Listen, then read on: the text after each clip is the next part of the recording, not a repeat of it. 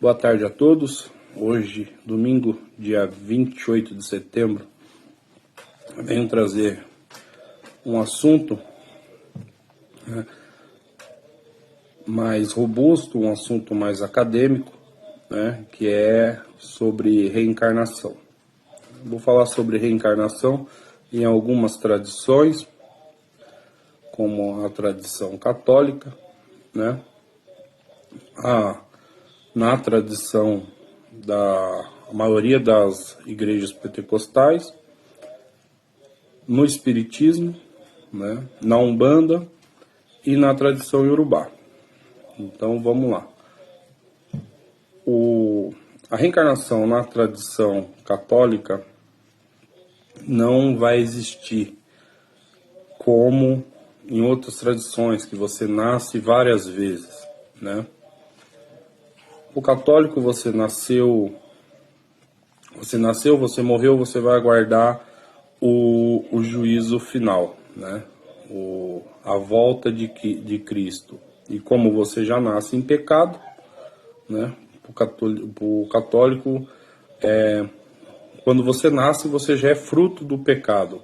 Você já nasce pecador, porque você foi fruto de uma relação sexual, Então, o catolicismo, ele demoniza, ele coloca como pecado relações sexuais, por motivo de Adão e Eva, no início do mundo, No início do mundo não, no início da povoação do mundo. Então, essa questão reencarnatória para a Igreja Católica não vai existir. Vai existir a questão que você nasceu, Você foi uma pessoa católica, você seguiu a tradição. Quando morrer, você vai descansar, em seu leito divino e acordará quando chegar o fim dos tempos, Que Cristo volta e recolhe os seus ali. Na tradição evangélica, na maioria das igrejas pentecostais, é pregado quase a mesma coisa, A questão reencarnatória também é a mesma, Que você nasce uma vez e você vai ser um membro, de uma comunidade da igreja, você vai ser um evangélico, você vai pregar a palavra de Jesus, e quando você falecer, você vai descansar, Descansar até o dia do juízo final ali, até a volta de Cristo, onde vai tocar-se as trombetas no céu, E Jesus vai vir, vai pegar os seus ali, e quem ficar vai, entre aspas, sofrer as penitências ali na Terra, Que a Terra vai ser destruída, vai vir uma nova era. Esse pensamento é o pensamento dos pentecostais, A questão do pecado dentro da igreja pentecostal também é muito forte, A questão entre Deus e o diabo, Então, tudo que aquilo que não seja de Deus vai ser do diabo, Então, não vai ter meio termo. Ou você é da galera de Jesus, ou você vai ser da galera do diabo, Então, por exemplo, se você, em algumas práticas, em algumas religiões, se você namora e você tem relação sexual com a sua esposa, com a sua namorada antes do casamento, você vai estar no pecado, Caso Jesus volte nesse tempo, você se encaixaria como um pecador, você não seguiria Jesus, Então é muito forte também a questão do pecado. Hoje é menos, as igrejas evangélicas hoje, ela não tem uma doutrina tão pesada igualzinho tinha antigamente, A questão até higiene da mulher, A submissão da mulher pelo homem, né? Que hoje também a gente não vê tanto isso dentro das igrejas pentecostais. Hoje a maioria das mulheres trabalha, né? Tem a sua vida, tem a sua higiene pessoal em dia, coisa que antigamente não se poderia, cortar cabelo, não se poderia fazer alguns atos ali que seria pecado, não podia pintar unha, né, não poderia usar maquiagem, não poderia fazer sobrancelha, algumas coisas ali que eram ante a doutrina da igreja, da prática exercida dentro da igreja pentecostal, né. O pensamento reencarnatório, como eu já disse, né, morreu, acabou e vai aguardar o fim dos tempos, né. Aí a gente vai na questão do espiritismo, né? Como o espiritismo enxerga essa questão reencarnatória, né? O espiritismo ele vai enxergar na forma que Kardec enxergava, né? Então você vai reencarnar várias vezes para você se tornar uma pessoa evoluída, né?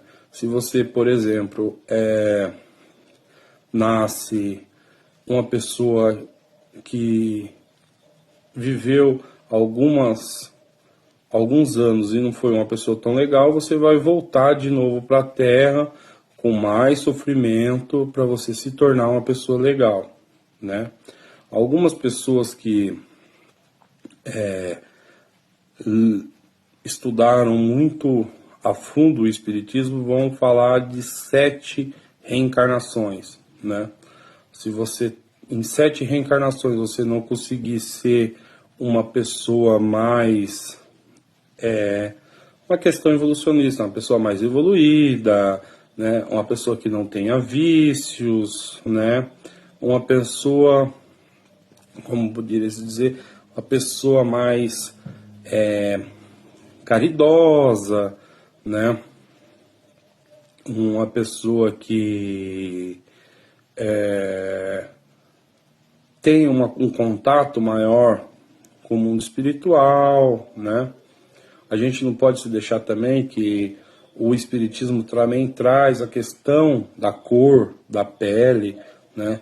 Então, para você ser uma pessoa evoluída, né? Isso não sou eu que estou dizendo, né? Algumas pessoas podem pensar que o Renan ele bate muito na questão do espiritismo. Não, isso são coisas que estão escritas, não sou eu que digo, né? São coisas que estão escritas no Pentateuco de Allan Kardec, né? Então, quer dizer, para você ser uma pessoa que você conseguiu passar por essas questões de evolução, você, na sua última reencarnação, você tem que nascer branco, né?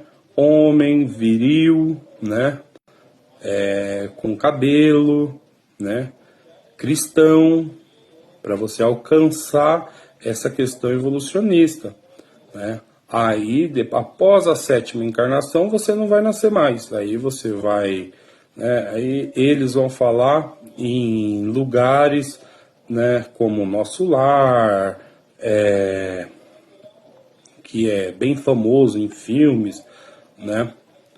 Que lugares lindos no astral, né? Hospitais espirituais, né? Eles vão falar nessa questão. Então você vai reencarnar até a hora que você se tornar esse tipo de pessoa, né? Você se tornar um ser humano nesse ponto. Enquanto você não for um ser humano, assim como eu disse, você vai ter 7 oportunidades de reencarnação, né? A Umbanda, ela pega muito isso para ela, né? Porque a Umbanda, ela nunca foi espírita, né? Nunca vai ser. Você pode procurar na história também, isso não sou eu quem digo, né? E isso é a história que fala, né?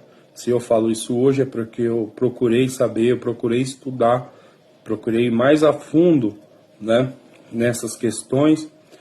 E a Umbanda nunca nasceu do espiritismo, né? A Umbanda, ela nasce da santidade, da cabula, do calundu, né?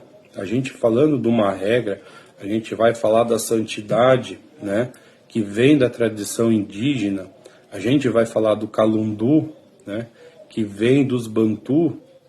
A gente vai falar da cabula, né? A gente vai falar das macumbas do Rio de Janeiro, né? Então a Umbanda, ela pega isso para ela, né? Com o marco histórico de Zélio de Moraes, Zélio Fernandino, e coloca, por ter muito pouco livro de estudo, né, antes desse marco histórico, os livros estudados para Umbanda naquela época, né, em torno de 1910, 1912, era o Pentateuco de Allan Kardec. Por isso que a Umbanda se torna espírita, né, e também pela questão da classe social onde o Zélio vivia, né? Todo mundo vai falar na questão do caboclo das sete encruzilhadas, mas antes da incorporação do caboclo das sete encruzilhadas, Zélio teve a incorporação de um preto velho, né? E uma casa de calundu, né? Num culto de macumba no Rio de Janeiro, onde ele foi levado pela primeira vez, né? Então, mas isso acaba saindo fora da história por questão de status sociais, né? Então a gente não poderia ter um preto na história, mas sim um caboclo, né? Um indígena, né? Mas não também um indígena, aquele que lutou pelo seu povo, mas sim aquele indígena que aceitou a catequização da Igreja Católica, né? Então a Umbanda, ela vai adotar na questão reencarnatória a mesma questão do espiritismo trazido por Allan Kardec, né? A questão de você reencarnar e vir com karma familiar, né? Que eu trago karma da minha avó, eu trago karma da minha tia, né? Essa questão de sofrimento, né? Só que quando a gente olha para essa questão de sofrimento, eu não sei vocês, mas eu acabo virando uma pessoa que vai desacreditar em Deus.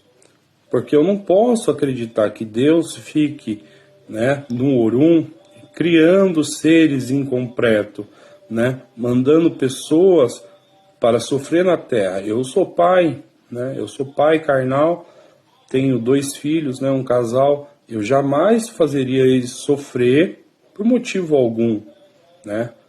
Que o sofrimento, muitas pessoas acham que o sofrimento é ensino, mas o sofrimento, ele pode ser ensino a partir da que a pessoa sabe por que ela sofre, né? E ela tem a oportunidade de mudar. Agora, quando você nasce e você sofre na sua vida e você não sabe por que você está sofrendo e você acredita que você tem algo para se pagar, que a próxima reencarnação sua você vai vir uma pessoa com a situação melhor, isso é muito errado, né? Então a Umbanda também, ela vai pegar nessa questão evolucionista do espiritismo e introduz dentro dela. Eu não generalizo todas as Umbandas, né? Por exemplo, hoje, a Umbanda que eu pratico, a gente não se prega isso, eu não se prego isso, né? Essa questão evolucionista. Então eu não posso generalizar todas as Umbandas, mas a maioria vai ser assim, né? O pensamento reencarnatório na tradição iorubá é totalmente oposto dessas tradições que eu falei até agora, né? Para o iorubá, por que a gente nasce? Né? A gente nasce porque a gente quer. Porque a gente quer nascer, a gente quer vir para o Aie, a gente quer vir para a terra, a gente quer vir para o mercado, né? O mercado de Exu, onde a gente vai ter troca, a gente vai ter troca de saber, a gente vai ter trocas de energia, né? Como muita gente gosta de escutar, né? Sobre energia, a gente vai ter trocas de energia. Então, a gente nasce porque a gente quer, né? Não existe um karma, não existe, Deus me mandou Eu estava em algum lugar e Deus me mandou vir para a Terra. Não, você vem para a Terra porque você quer, né? Você vai até Olodumare e pede para vir para a Terra, né? E pede para nascer, né? Na visão iorubá, quando você vai até Olodumare e você pergunta, você pede para vir para a Terra para nascer, ele vai te perguntar por que você quer nascer, né? E você vai dizer algumas coisas a ele que você vai fazer aqui. Ali vai estar presente quem? Ali está presente Orumilá, né? O seu Ori. Então o seu Ori sabe o que você prometeu para o Olodumare para nascer na Terra, né? Então, quando você promete, você sai, ele aceita, né, aquilo que você disse e você vai até a casa de Adjalá. Adjalá é o modelador de cabeças. Você escolhe uma cabeça na casa de Adjalá.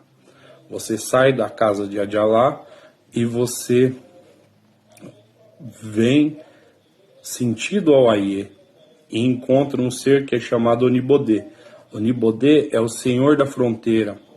Onibodê vai perguntar para você para onde você vai. E você diz que você está indo para o Aie. E pergunta o que você vai fazer lá. Você vai dizer, automaticamente você esquece e você já está dentro da barriga de uma mãe, né? Na visão iorubá, algumas famílias vão dizer que a partir do ato já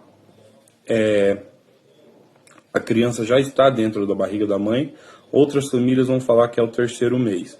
A família onde eu estudo é no terceiro mês, né? Que o Emi é soprado por Olodumare para aquele ser que vai nascer, né? Aí quando você morre, né? Você teve uma vida boa na Terra, você foi uma pessoa feliz, você foi uma pessoa alegre e você morreu. Você volta? Sim. Pro Iorubá, a maior vontade dele é qual? Ele nem chegar aí até o mundo espiritual.